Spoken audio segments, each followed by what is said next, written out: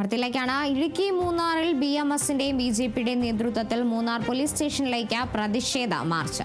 ഡ്രൈവർമാർക്കെതിരെ എടുത്ത കള്ളക്കേസ് ഒഴിവാക്കുക, online taxi മൂന്നാറിൽ അനുവദിക്കില്ല തുടങ്ങിയ ആവശ്യം ഉയർത്തിയാണ് മൂന്നാർ പോലീസ് സ്റ്റേഷനിലേക്ക് മാർച്ച്. ഓൺലൈൻ ടാക്സി വിളിച്ചതിൽ വിദേശ വനിത അപമാനിക്കപ്പെട്ട സംഭവത്തിൽ ഡ്രൈവർമാർക്കെതിരെ കേസെടുത്തതിലാണ് പ്രതിഷേധം.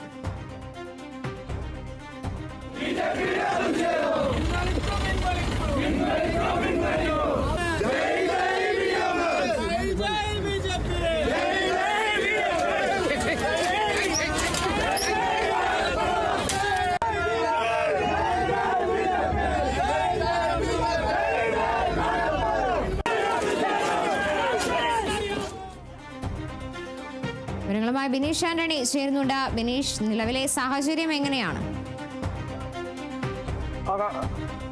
നിലവിൽ BJPയും BMSും സംയുക്തമായാണ് ഇത്തരത്തിലൊരു പ്രതിഷേധ മാർച്ച് സംഘടിപ്പിച്ചത്.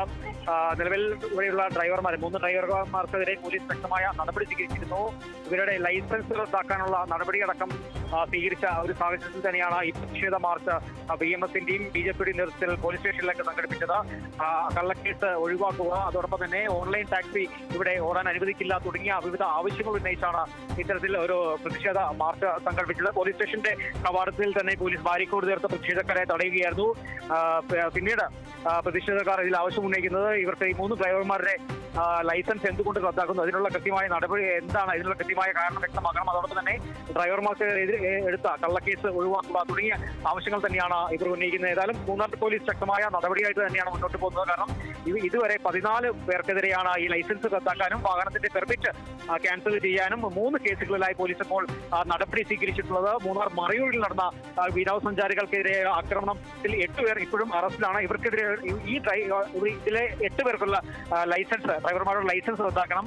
അതോടൊപ്പം തന്നെ മൂന്നാറിലെ 2 കേസുകൾ, അതായത് യൂബർ ഡ്രൈവറിനെ തടഞ്ഞതും അതോടൊപ്പം തന്നെ ഇതിനു മുൻപ് ഒരു ടൂറിസ്റ്റ് സഞ്ചാരിയെ തടഞ്ഞതിലും പ്രതിഷേധിച്ച് ഈ ടൂറിസ്റ്റ് ഡ്രൈവറെയും ടൂറിസ്റ്റ് സഞ്ചാരിയും ആക്രമിച്ചതിൽ പ്രതിഷേധിച്ച് ഈ 6 പേർക്കെതിരെയും കേസ് എടുത്തിട്ടുണ്ട്. ഇവരുടെയും ലൈസൻസ് റദ്ദാക്കാൻ, നിലവിൽ 14 പേരുടെ ലൈസൻസ് റദ്ദാക്കാനുള്ള നടപടി പോലീസ് മോട്ടോർ വാഹന വകുപ്പിന് കൈമാറിയിട്ടുണ്ട്. ഇതിന്റെ അടിസ്ഥാനത്തിൽ തന്നെയാണ് ഇപ്പോൾ ഇന്നും പ്രതിഷേധ മാർച്ച് സംഘടിപ്പിച്ചത്. എന്നാലും ഇനിയും വരും ദിവസങ്ങളിൽ തന്നെ വിവിധ നേതാക്കളുടെ പാർട്ടി നേതാക്കളുടെ നേതൃത്വത്തിലും ഈ പ്രതിഷേധ മാർച്ച് ഉണ്ടാകുമെന്നാണ് നമുക്കറിയാൻ സാധിക്കുന്നത്. കാർത്തു,